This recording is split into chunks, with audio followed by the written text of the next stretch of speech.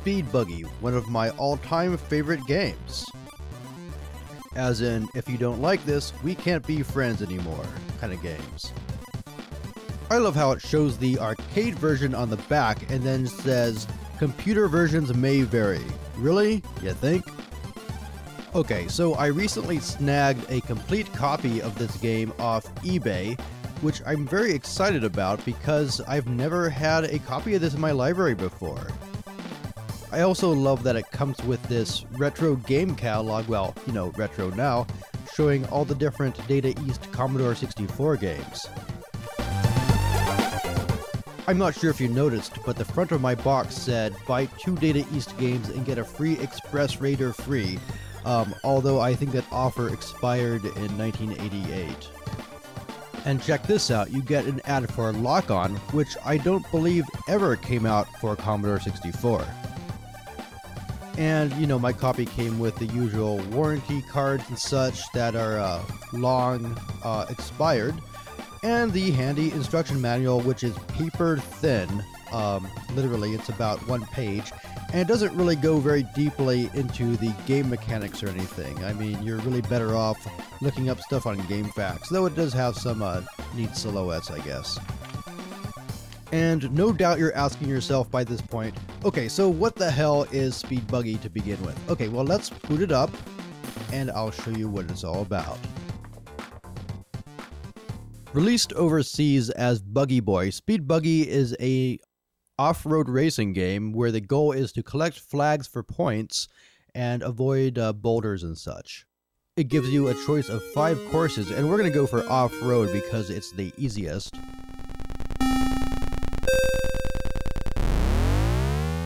Okay, so I mentioned you have to collect flags. Now what you want to do is collect flags in the order shown in the top of the screen. So you see I've collected red and cyan. Next I need purple, yellow, and then blue. And then that starts a chain.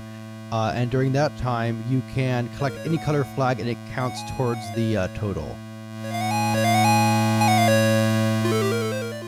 Now you get points for flags regardless. So even if you're not chaining, you still get those 10-15 point bonuses.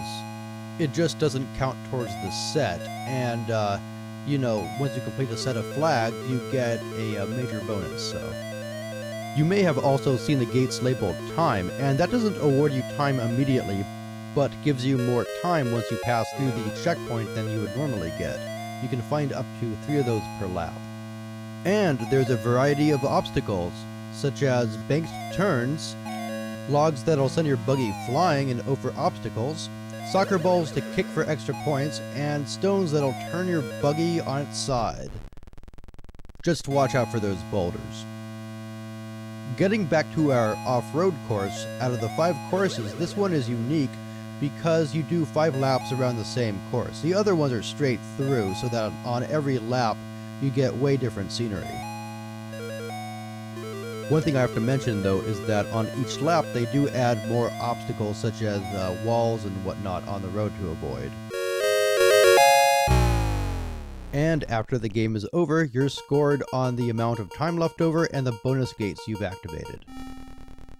And here we go with the East course. Unlike the off-road course, if you look at the course map in the upper left corner of the screen, you'll see that it's straight through and not repeating. The tracks, they do vary a little bit from the arcade. There's a few effects that the arcade had that aren't present here, such as some kind of hill effects. And more than that, there's some course layout changes. So while it's not a one-to-one conversion exactly, it's nevertheless quite good. And be careful where you wreck your buggy, because if you land in front of a boulder, you'll hit that one too. You know, there's no invincibility period or anything like that. And that's totally fair. I mean, you know, just some of the crashes are harder than others, and it's not random in any way. It's intentional and purely based on the course layout.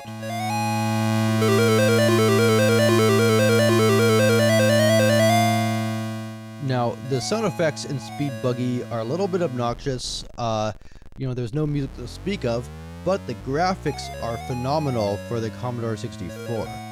To start with, look at the sheer number of obstacles on the track, and they all scale rather smoothly. I mean, there's never any question how far something is from you. Adding to that, the variety in the scenery is really impressive. You know, you've got bridges and, you know, those banked corners. You have kind of this pseudo polygon stuff that pops up, like those walls. All in all, it's a pretty impressive engine here. Now, they also did something very, very smart with the way the road is handled. In a game like Pit Stop or Super Cycle, you'll notice that the vehicle moves side to side and the track stays put. In a game like Outrun, the road moves, but it only scrolls. It doesn't move in perspective, which is very odd looking. You know, the Commodore Outrun, not the arcade one. What they do in Speed Buggy is that your buggy moves side to side on screen a bit, but the road also moves in perspective, and you'll notice that the movement of the road from side to side takes more than a frame to update. It kind of rips a little bit. So that's why they don't move it too much, but just enough that you get that sense of 3D. And in my opinion, it makes a huge difference in how real that road feels. This is the Chile North course, which is the second course listed after Off-Road, which is the easiest course in the game, so you'd think that this is the second easiest, and that is not the case. This is one of the harder tracks in the game, with all kinds of obstacles scattered all over the place and fallen trees to avoid. I wouldn't do this course until you have the basics down.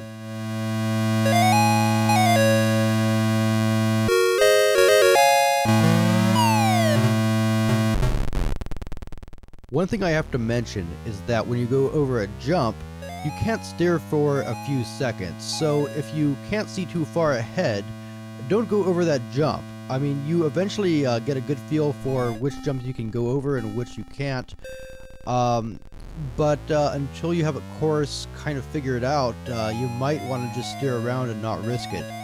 And that's down to the quite short draw distance.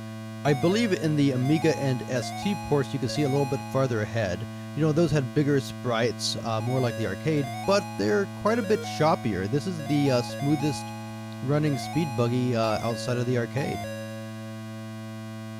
But getting back to the jumps, I don't believe you get any extra points just for jumping over stuff. So, you know, I mean, unless you want to have fun, you know, you might want to avoid most of them. And speaking of obstacles that don't kill you, the stone that makes your buggy tip sideways on the two wheels, you can drive like that for quite a while. Again, I don't believe you're awarded points for that, but according to the manual, you can squeeze through some smaller spaces when you're like that, though I haven't really had the need for that. But back to the course at hand, on the West course, one thing that makes this easier than a lot of the other courses is that a couple of the legs have this thing where you can kind of stay in the middle and there aren't really any obstacles there like you're seeing now. And the, you know, you might want to go out of the center to collect flags if you're going for points, which is the best way to play this game. Like any game that's based around a scoring system, you can play to survive, or you can play for points, and playing for points is of course harder, but quite rewarding. And you can play this again and again, just trying to beat your old high score. So there's a lot of replay value here. And although the game doesn't really have a two-player mode, one thing I found kind of rewarding was playing with a co-driver. Since it's really hard to drive and keep your eye on the top of the screen where it shows what flag you need next, you could have your friend call out the color of the flag so you don't have to look. Oh, missed it. One thing is that there's a handful of Japanese arcade games that only ever seem to get ported to home computers that were popular in Europe. And I'm not sure what the reason for this is. I mean, games such as Ninja Gaiden or, you know, Rodland seem to catch fire overseas where there's hardly any console ports for these. You know, I can only imagine that this game would have been fairly popular had it appeared on the NES or a system like that. This part of the course is an example of where it deviates from the arcade. This bridge, you had a choice between going over the logs or collecting the flags in the arcade because you could steer more gently. In this one, there's no choice. You go over the logs, fly into the air, and collect the flags all at the same time.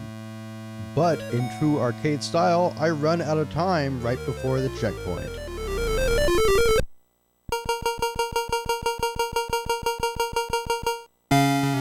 I even like the high score screen in this because, you know, it has cheerful music and you can put stars in your name.